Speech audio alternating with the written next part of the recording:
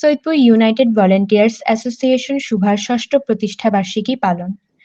আজ ছিল সৈয়দপুর উপজেলার বিভিন্ন স্বেচ্ছাসেবী সংগঠনের সমন্বয়ে গঠিত সৈয়দপুর ইউনাইটেড ভলান্টিয়ার্স অ্যাসোসিয়েশন শুভার ষষ্ঠ প্রতিষ্ঠা বার্ষিকী।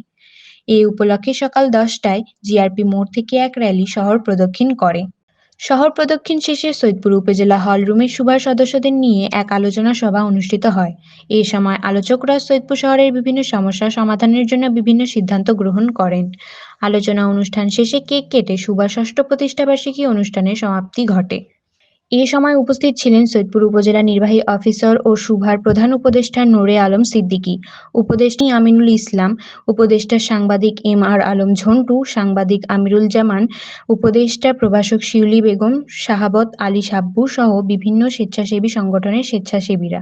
সিরাত আলম, টেক্স রিপোর্ট। আজকে আমরা সবাই মিলে যদি আমরা একত্রিত একটা সুন্দর পরিকল্পনা আমরা করি তাহলে ভালো হবে। যেমন আজকে আমরা চিন্তা করছি যে পরিষ্কার পরিচ্ছন্ন সৈয়দপুর করবো। এর আগে দীর্ঘত আমরা বিভিন্ন ইভেন্ট আমরা করেছি।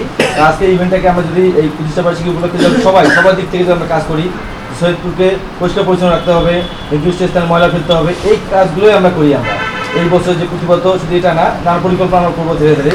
তো যেহেতু আজকে এই প্রতিষ্ঠা বার্ষিকী দিনটাতে আমরা এটা নিয়ে আমরা কাজ করছি, আমি চাই সবার সহযোগিতায় আমরা বিভিন্নভাবে যে দিক থেকে কাজ করি সকলে আমরা এই সৈয়দপুরকে নিয়ে চিন্তা করি এবং সৈয়দপুরকে পরিষ্কার পরিচ্ছন্ন রাখার চিন্তা ভাবনা করি। সংগঠনকে ভবিষ্যতে সচেতনতামূলক কাজে খুব করতে হবে, কাজ করতে হবে। কারণ যারা আমার গোলাহাটে থাকেন, আমি একটা মসজিদে যাচ্ছিলাম, একটা ড্রেনে দেখলাম মানে কয়েক হাজার পলিথিন। তো নিশ্চয়ই এটা তো কোনো কাউন্সিলর ফেলে যায়নি, চেয়ারম্যান ফেলে যায়নি, ইউনিয়ন ফেলে যায়নি, ডিসি ফেলে যায়নি, কিন্তু গাল কিন্তু তাদেরই শুনতে হয়। তো ওরা ফেলে থেকে আমাদের মতো মানুষরাই ফেলে। তো এক্ষেত্রে আমাদের একটা মানুষ যে সুনাগরিকের দায়িত্ব কী, এই উপলব্ধিটা আমাদেরকে কিন্তু করাইতে হবে এটা। আর আমাদের সুভাকে নিজস্ব গতিতে কিছু আনন্দিত বলে কিছু নতুন নতুন পরিকল্পনা নিয়ে এগিয়ে যেতে হবে। আমরা যারা উপস্থিত রয়েছি, বিভিন্ন সংগঠনের সদস্যরা আছেন, তারা আপনারা নতুন নতুন পরিকল্পনা দিবেন। আমাদের উপদেষ্টা মন্ডলীরা রয়েছেন, তারা আমাদের যথেষ্ট হেল্প করেন। আমরা সেই নতুন নতুন পরিকল্পনা নিয়ে নতুন করে সুভাকে সাজাতে চাই। জন্মবার্ষিকী আমাদের বিগত দিনের কর্মকাণ্ড এবং আগামী দিনে কী করবো তার একটা পরিকল্পনা থাকা উচিত ছিল। যদিও আমরা কর্মকাণ্ড করছি, কিন্তু সেটা থলিতে সেভাবে জমা পড়েনি, অর্থাৎ উল্লেখ করার মতো নয় আমরা যে কাজগুলো করেছি। এজন্য আমাদের নতুন উদ্যমে আগামী দিনে কাজ শুরু করতে হবে, যাতে সকলের কাছে শুভ একটা পরিচিতি লাভ করে। আপনার জানেন আমাদের পাশের উপজেলা কিশোরগঞ্জে ধান কাটা শ্রমিকরা তারা একটা সংগঠন করেছে।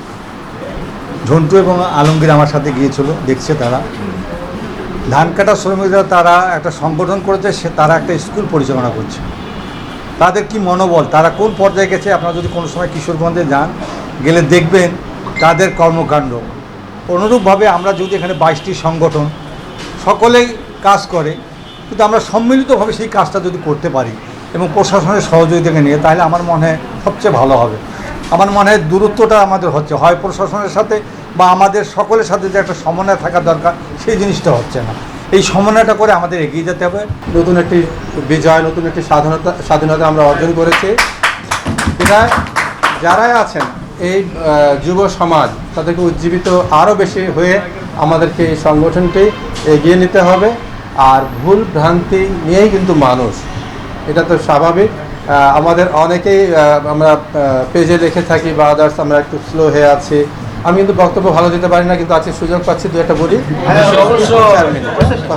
প্লিজ। হ্যাঁ, তো যারা আছেন লেখালেখি হয়ে থাকে, এটাই স্বাভাবিক। আর এই লেখালেখির চাওয়া থেকে কিন্তু 5ই আগস্ট, ঠিক আছে না? তো বিধায় আমরা যে যা ইচ্ছা লিখব, কিন্তু সহনশীলভাবে। যেন বুঝতে হবে যে কথা আমি লিখতেছি যার উদ্দেশ্য করে সে কেমনটা কষ্ট পাচ্ছে, আমার প্রতি যদি কেউ লেখে আমি কেমনটা কষ্ট পাবো, এটা ফিল করলেই তো হয়ে যায়। তো আমরা কাউকে মনে হয় না যে কাউকে আমরা ছোটো করার জন্য এমন বক্তব্য লিখে থাকি। আমরা সবসময় চাই আমরা একসাথে কাজ করি এবং উজ্জীবিত হই, এটাই তো চাওয়া পাওয়া। স্বেচ্ছাসেবী মানে তার নৈতিকতা অবশ্যই থাকতে হবে, তাকে নৈতিকভাবে পরিশুদ্ধ হতে হবে। আমার যদি নৈতিকতা না থাকে বা আমার যদি একটা পজিটিভ দিক না থাকে, আমি কিন্তু স্বেচ্ছাসেবা করতে পারবো না। স্বেচ্ছাসেবীদেরকে মানুষ মডেল হিসেবে দেখবে। আমার কথা হচ্ছে আমি যখন স্বেচ্ছাসেবী হব, আমার আশেপাশে যারা থাকবে তারা আমাকে মডেল হিসেবে নেবে, যে না ইনি স্বেচ্ছাসেবা করে, তার মানে এনার অনেক পজিটিভ দিক আছে।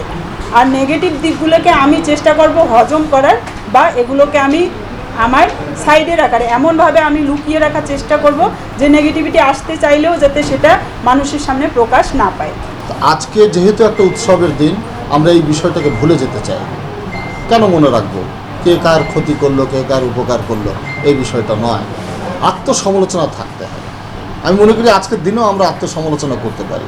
সুবাকে যথেষ্ট সময় আমরা দিতে পারিনি, আমি আমার ব্যক্তিগতভাবেই বলছি, যার জন্য আমরা সুবাকে এগিয়ে নিয়ে যেতে পারিনি।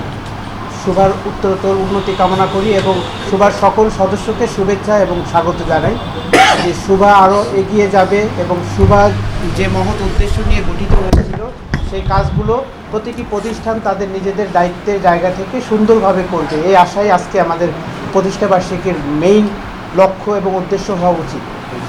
আমরা জানি যে আজকে ষষ্ঠ প্রতিষ্ঠাবার্ষিকী, 6 বছর আগে সুভা এই সৈয়দপুরে যারা এই সৈয়দপুরকে আরও ভালো জায়গায় দেখতে চায়, সৈয়দপুরের মানুষের জন্য যারা কাজ করে, এখানে 22টি সংগঠনের প্রত্যেকটি সংগঠনের নিজস্ব উদ্দেশ্য আছে, লক্ষ্য আছে, প্রত্যেকটি সংগঠন নির্দিষ্ট লক্ষ্য নিয়ে কাজ করে।